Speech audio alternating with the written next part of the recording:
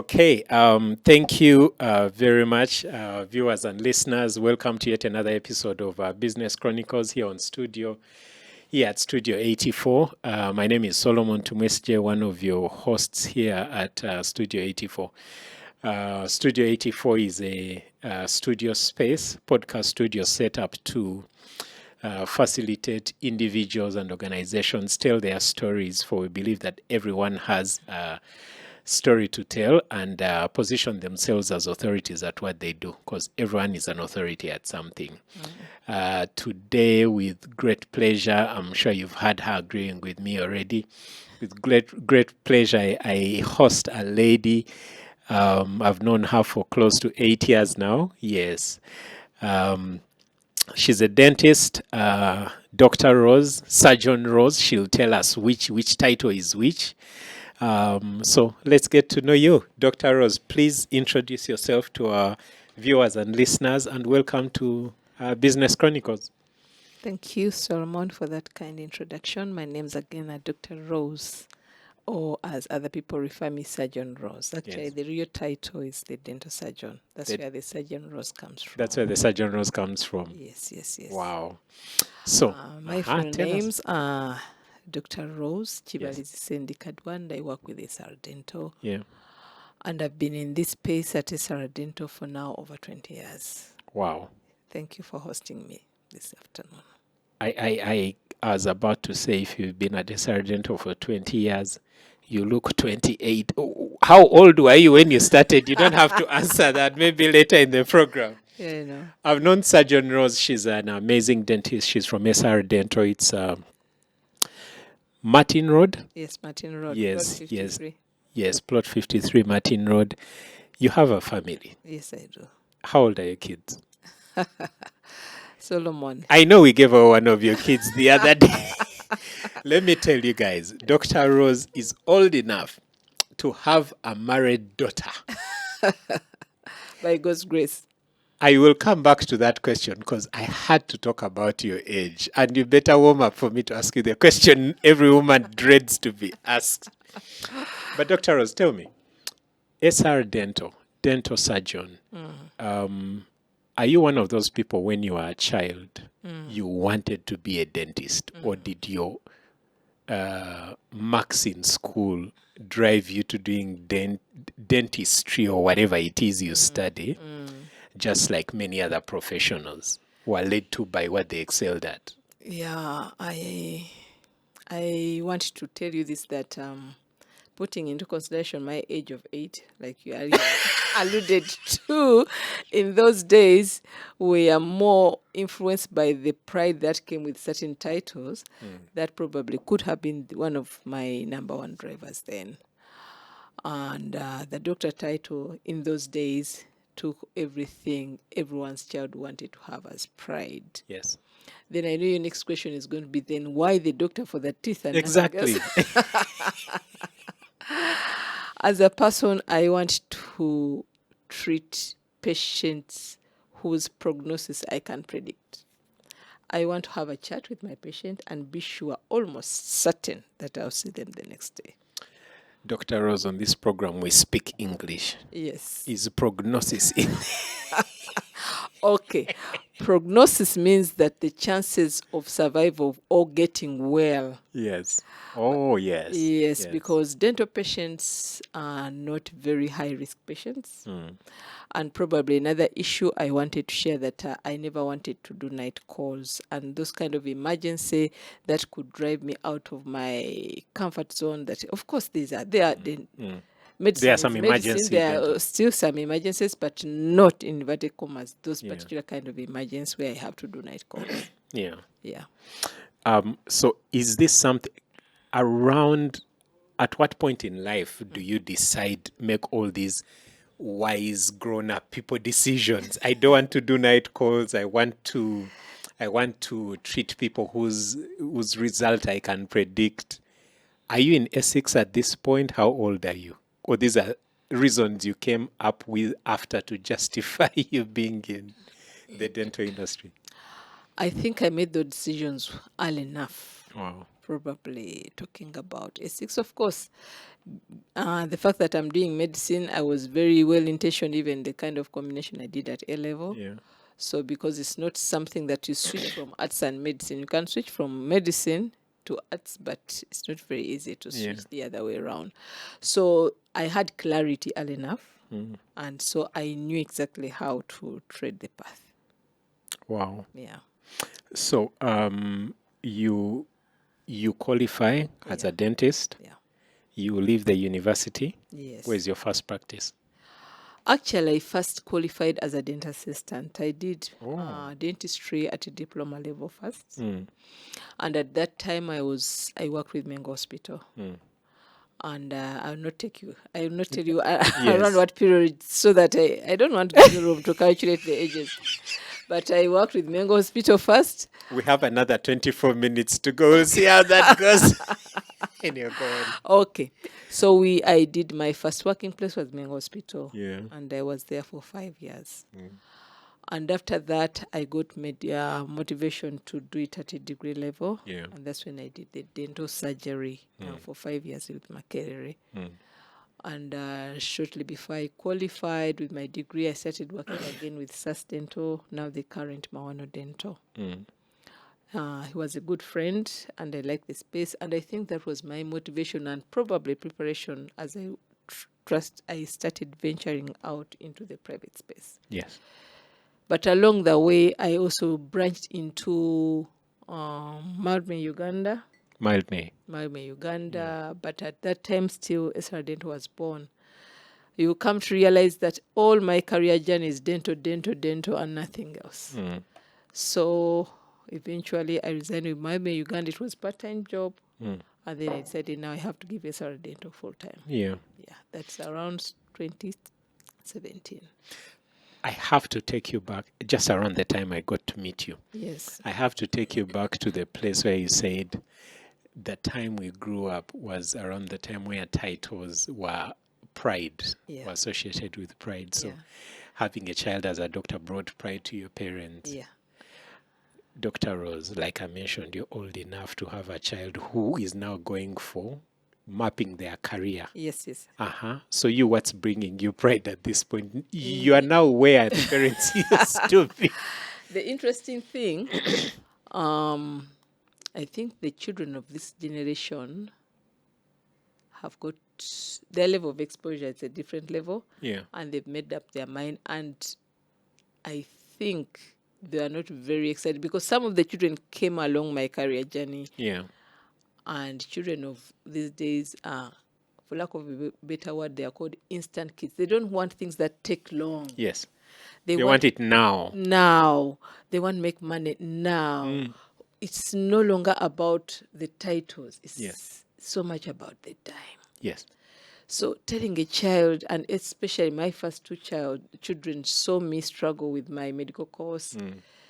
They're like, no. I don't want to be there. But the interesting bit of it that the last one, even as she's choosing to do arts, she still has a lineage towards medicine. She wants to do psychology. At least I'm holding on to that. At least to have someone walking close to what I'm doing.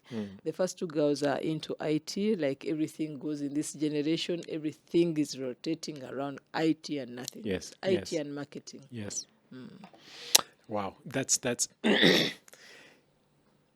That's interesting because, like you mentioned, when we were growing up, the parents almost dictated what you do. I know. What brought them pride. Yeah. More like they wanted to live their dreams through us. I know. Now we live in a generation where we can't do that with our kids. So if we didn't achieve our dreams, that's it. Dr. Rose, you mentioned that you wanted to do a practice or take a journey of patients whose result you can predict, but I'm sure it has not been all smooth. Yeah. Yes. What are the biggest shocks? Some of that you've had in your journey of this dental journey. Yeah, the biggest shocks that even when I had clarity that I wanted to predict the outcomes of my patient. Yeah. When you join medical school, at least then, before they changed the curriculum, and I still believe they still do the same thing. Yes. The first few years of medical school, it's a general class of all medical specialties, nurses, MCHB, BDS, pharmacy, everything. Yeah, I stopped at nurses, but go on. What you go through then, you actually dread it more. You actually dread it more because I have classmates who cried, who ran Baptism out. by fire. My God, by fire. So I actually came to reality and said, what? You can't admit 100 and the next day you have 50?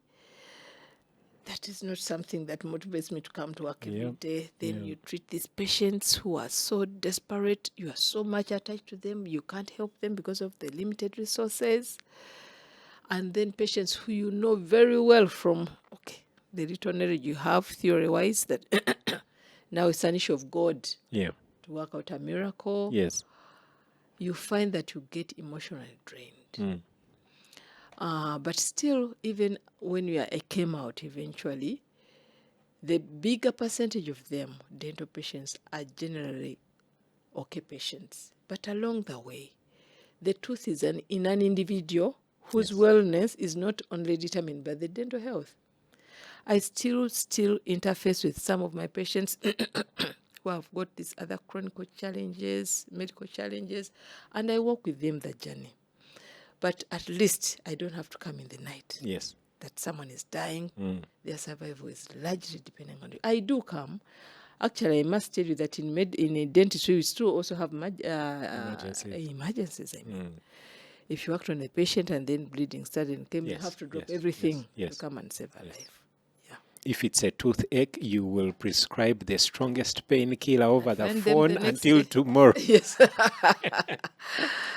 Dr. Rose, a typical dentist will, you and I know each other in a business space where we are there to promote each other's businesses.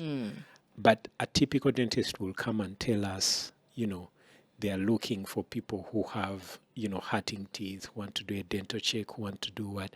But not too long ago, you gave your dental practice an angle I had never had before, a beauty angle. Yeah.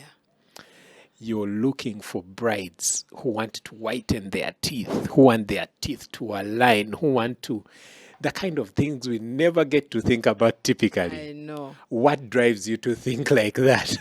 Yeah.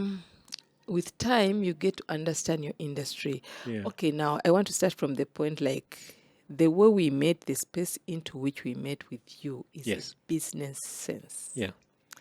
When I was entering into this space, I was thinking medical space. And I've come to realize that with time, people are quick to part with money for things that are not necessarily treatment, but things that are beauty. Yes. For lack of a better word, self-actualization. Yes. I want to look. I want to change my look. I want to add a hip. I want to add a breast. Yes. My color is too black. Compared to saying, my dear. Do we have people say my canal. color is too light? Okay, those who tan by the beach. The color is too light. Too light, and they want to become darker. Yeah.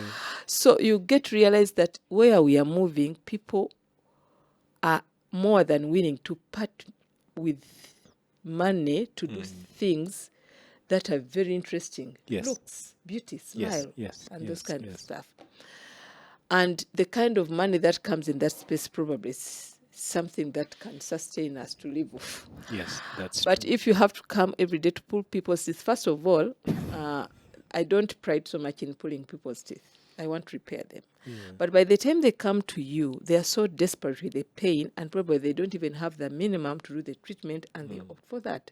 It doesn't give job satisfaction. You've managed someone's pain, but they've not even afforded to do the little minimum amount of treatment for wellness.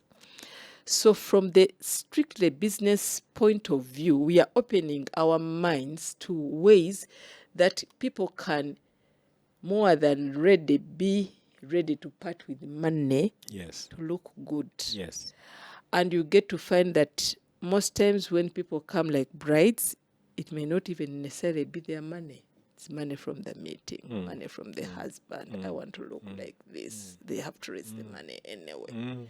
No one will raise money for your root canal. You have to pay.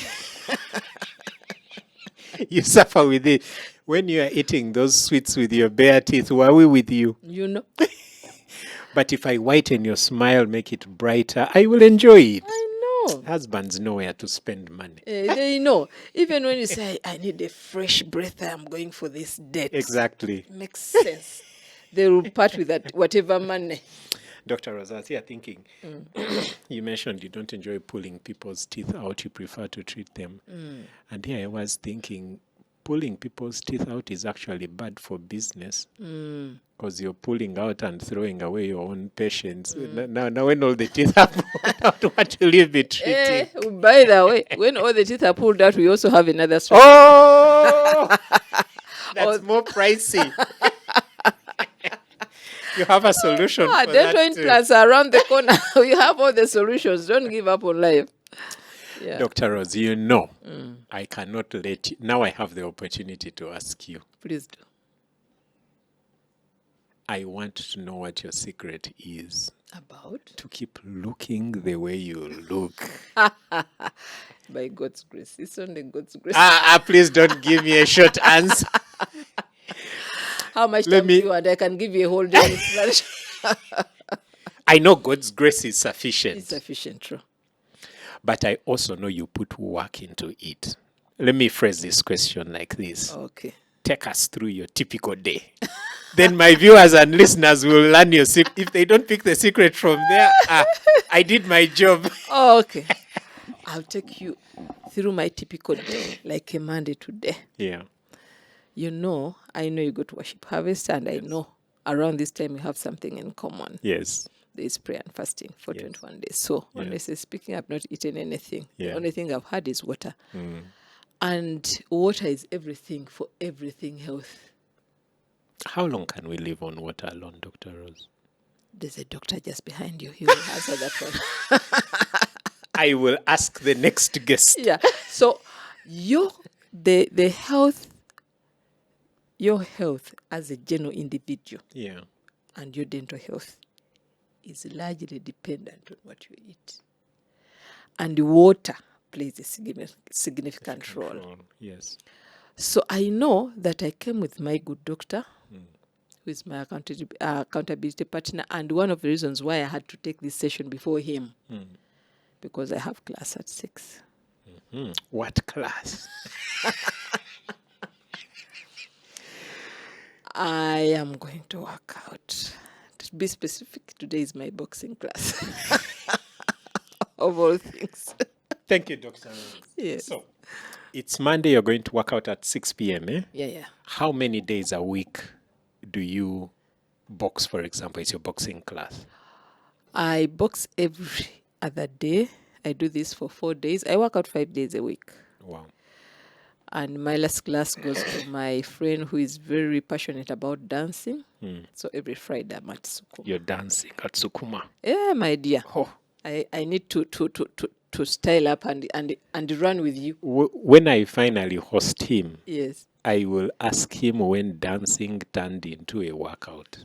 Because dancing is supposed to be enjoyable. Until when you get to hear his slogan from boardroom to boardroom. There is that too. You need to be part of that class to appreciate what he's saying. So you work out 5 days a week, Dr. Rose. Yeah. Where do you get the time from? I know people who say, I don't have time. Because the process, you work out from a gym mostly or a formal workout setting. Now it's a formal. It's so I like it because it's just opposite my office. Yeah. And the coach comes. Yes. And because we belong to a gym, someplace it closed, and then this person has got extra space, and they just call him in. Yes. It should be as convenient. But that is not a good reason. I want to tell you that all excuses for not working out are the same. So distance is not an excuse. Money is not an excuse. Dr. Rose, going to the gym is a process. You have to think about what you're going to wear, especially people of these days. You have to look a certain way. You have to decide what to wear. You have to pack it. If you have a car, get in the car, get to the gym, find parking, find a changing room, Then you know you are change. still so many miles from doing the right thing. When I'm going to Sukuma, I leave home dressed. When The I way you're reach, going to dance. Yes. I leave home dressed. And my car will always have my gloves, my boxing gloves, and the gym bag. I know the first item I bought from Arise Collection was the gym bag. Yes. So those ones will always be in my bag, my car, And ready to go. and ready to go. And So my when canvas, you're done with the workout, go home, I shower from home. restock the bag. I always have more than 3 sets of clothes. And I always have my canvas. The other thing I didn't tell you that in addition to workout, I do a lot of walking. When I move from the clinic and go to the car and I change shoes, you know that I'm going to trot somewhere. I go for my lunch hour at Watoto. I don't drive. No. I walk. The heat of these days. I do. Down Chagwe Road through Manya, that crazy place with mechanics up there. And they back. So there's a lot of intentionality of this kind of looks, although at some point it became addictive. I think I was addicted. Yes, until yes, when yes. It COVID gets came. addicted. Because I would work out morning, evening for 5 days. Wow. Yeah.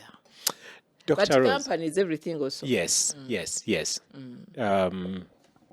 In church, they call it faith company. It's important what company you keep because it decides what you stay consistent in. You know.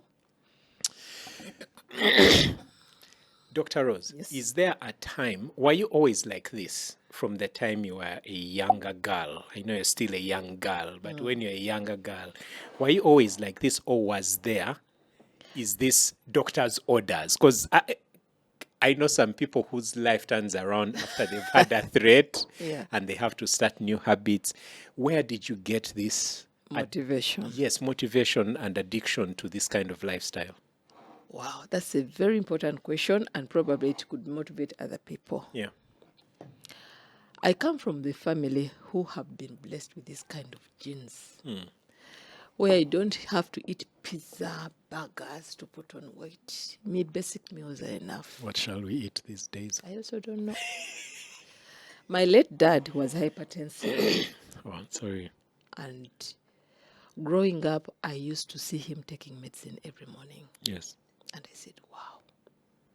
As early as I started understanding he was taking. But I knew he was a bit obese, and many of my aunties. And she passed on. Yeah, I was doing dentistry at diploma level. That's when he passed on from hypertension. And I told myself that even when my father is in the grave, I should make a difference for having paid my school fees to understand the cause of his death. Yes. This thing called lifestyle-related diseases, and doing something about it. It stops with him. It stops with him. That's the word. So I knew we had the genes, and if you get to meet some of my sisters, you'll be shocked. And many people I don't even put money. I always look like younger than them. I said, even as he lies in his grave, let me give something for his school fees he put in me to take me to school. So that's where it all started. Now, the other thing, after I started that journey company and everything, it is such a beautiful stress manager. It is. The reason why I was working out morning and evening, in the morning was the real class. You find your friends, new challenges, you push. By the way, I made BNI in the gym. I hope you still remember. I know you did. And then when you find this long day, things didn't work out as you planned, which is, I go for these aerobics things. I can take them. It's a challenge in Chisobola. Yes. Let's do it. And then it will cause a lot of knee pains. I go to nerves and bones. I was coming to that one. I did that. I could not get out of the gym. I would do it every day until COVID came.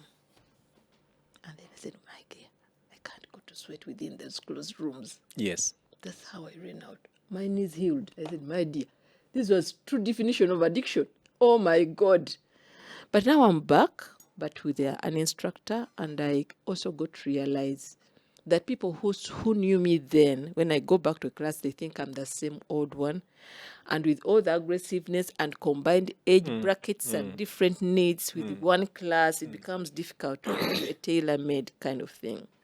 So this time round, I've decided I'll do the tailor-made for now as I start the year, because this one knows I have issues with my knees, I have issues with my back, but I still need to. You understand? Yes. So it is easier to give you a tailor-made plan than just walking into. Yes.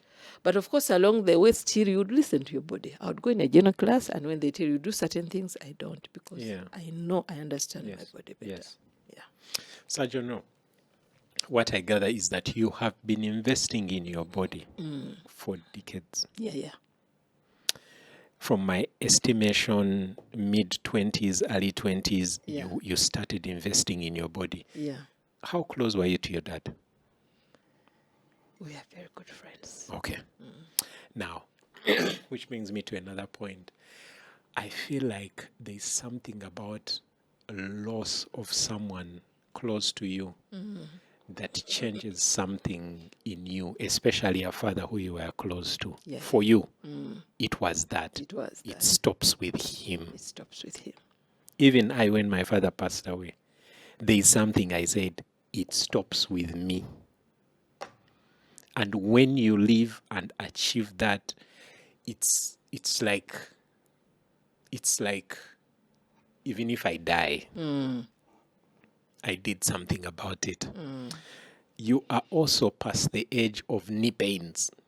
We talked about it. How are you managing the compromise, Dr. Ro? Yes. I mean, I'll tell you, Dr. Ruth told me in November before we broke up, you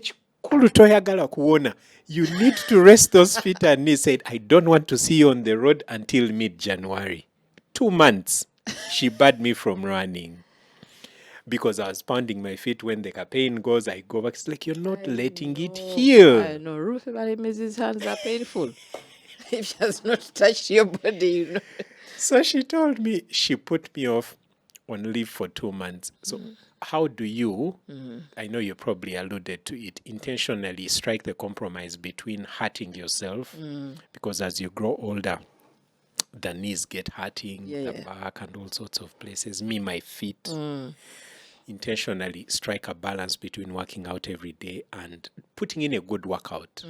I like to run. I prefer to run. But she stopped me so I could only walk. You know, you walk. I relate with you. Now, I had started running, but that one I was cautioned immediately. Yeah. And I think one of my challenges were my looks. I would work out with people and they thought we are in the same age bracket. Oh, they were like me. So I was daring myself. I said, you are 28. It is until recently when they were celebrating Banji's age, I said, what, this man? He's a young man. He has a little gray hair and everything. Oh, yes, it can be deceiving.